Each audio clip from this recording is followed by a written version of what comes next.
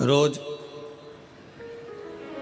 शंकर के मंदिर में प्रतिदिन जाने वाले को और एक और चीज अपने स्मरण में रहे, अगर शिव के मंदिर नहीं जा सकते तो अपने घर में जो शिवलिंग है उस पर जल चढ़ाओ।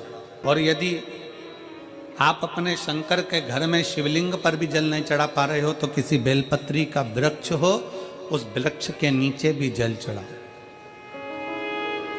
और कभी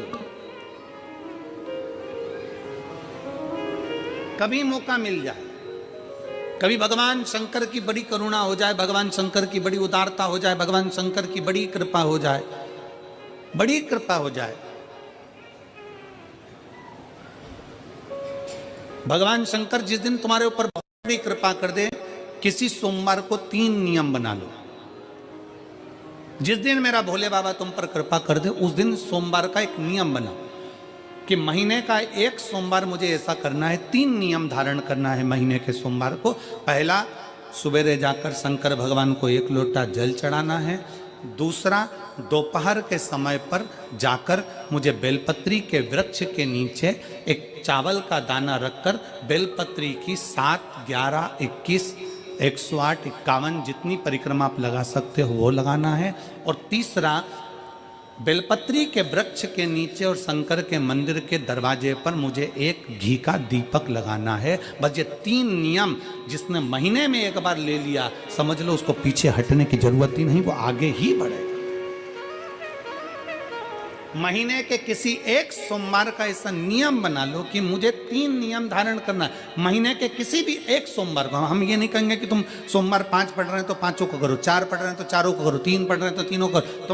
तुम तो महीने का एक सोमवार का नियम बना। और मेरी जीजियों से, मेरी बेटियों से जो विदेश में रह रही हैं, जो कहीं बाहर रह रही हैं, कहीं बड़े शहर में रह रही हैं, जो रोज मंदिर नहीं जा सकते, हर किसी महीने के एक सोमवार को भी ये नियम निर्धारण करते, तो उनसे कहेंगे कि 3 महीने में एक सोमवार का नियम बना लो। 3 महीने में नहीं बना सकते तो 6 महीने में एक सोमवार का नियम बना लो। और 6 महीने में नहीं बना सकते तो 1 साल में एक सोमवार का ऐसा नियम बना लो कि मैं साल का एक सोमवार ऐसा रहूंगी कि सुबह सोमवार के दिन मंदिर में जाकर जल चढ़ाऊंगी, दोपहर में जाकर बाबा को एक अक्षत का दाना रखकर, अक्षत का मतलब है कि बाबा मेरी दिनों दिन उन्नति करना। बेलपत्री के वृक्ष के नीचे जो अक्षत रखा जाता है वो उन्नति के लिए रखा जाता है। शंकर के शिवलिंग पर जो अक्षत रखा जाता है वो रोग मुक्ति के लिए रखा जाता है। अशोक सुंदरी पर जो अक्षत रखा जाता है वो संतान प्राप्ति के लिए रखा जाता है। षडानंद कार्तिकेय की ओर जो अक्षत रखा जाता है वह हमारे बच्चों की सुख समृद्धि के लिए रखा जाता है। विनायक की ओर,